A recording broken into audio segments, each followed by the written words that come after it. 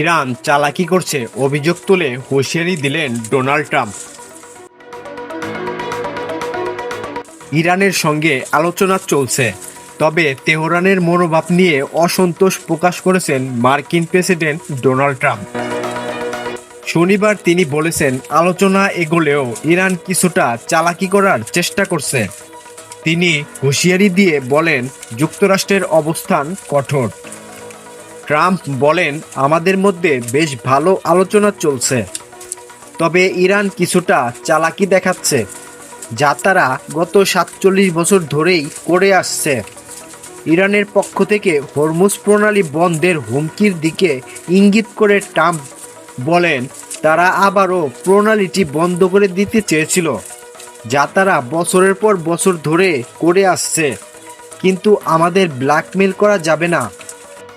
এ বিষয়ে বিস্তারিত তথ্য দিনের শেষ নাগাদ জানানো হবে বলেও উল্লেখ করেন তিনি।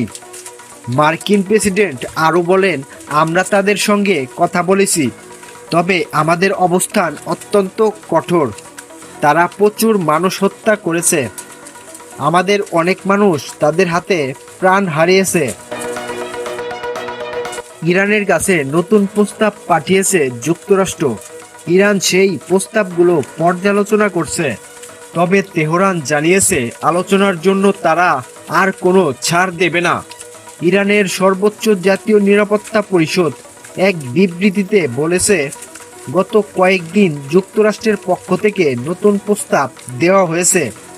তেহরান সেগুলো পর্যালোচনা করছে এবং এখনো কোনো প্রতিক্রিয়া জানায়নি। বিবৃতিতে জানানো হয়, পাকিস্তানের সেনাপ্রধান আসিম মনির মধ্যস্থকারী হিসেবে তেহরানকে প্রস্তাবগুলো দিয়েছেন। ইরান তাদের অবস্থান কঠোর থাকবে বলে জানিয়েছে। জাতীয় নিরাপত্তা পরিষদ বলেছে, ইরানের আলোচনাকারী দল নমনীয়তা দেখাবে না এবং ইরানের স্বার্থ রক্ষায় সমস্ত শক্তি দিয়ে প্রতিরক্ষা নিশ্চিত করবে। প্রেসিডেন্ট ট্রাম্পের গতরাতের পরস্পর বিরোধী বক্তব্য তেহরানকে এই বার্তাই দিয়েছে যে তারা কোনো ধরনের চুক্তির জন্য যুক্তরাষ্ট্রকে নির্ভরযোগ্য অংশীদার হিসেবে বিবেচনা করতে পারে না। ইরানি অধ্যাপক মোস্তফা খোশচেশম এমন মন্তব্য করেছেন। তিনি বলেন, যুক্তরাষ্ট্র যতদিন এই আচরণ বজায় রাখবে, ইরান ততদিন যুদ্ধ চালিয়ে যাবে। তেহরানের বর্তমান পরিস্থিতি ও জনমানস সম্পর্কে খোশচেশম বলেন, ইরানের সশস্ত্র বাহিনী এখন পুরোপুরি প্রস্তুত। একই সঙ্গে সাধারণ মানুষও প্রতিরোধের পক্ষে। তার দাবি, লাখ লাখ মানুষ প্রতি রাতে জনপথে নেমে এসে এই প্রতিরোধ জারি রাখার দাবি জানাচ্ছে। আল জাজিরাকে দেওয়া এক সাক্ষাৎকারে এই অধ্যাপক আরও বলেন, ইরান বিশ্বাস করে যে তারা বর্তমানে সুবিধাজনক অবস্থানে রয়েছে।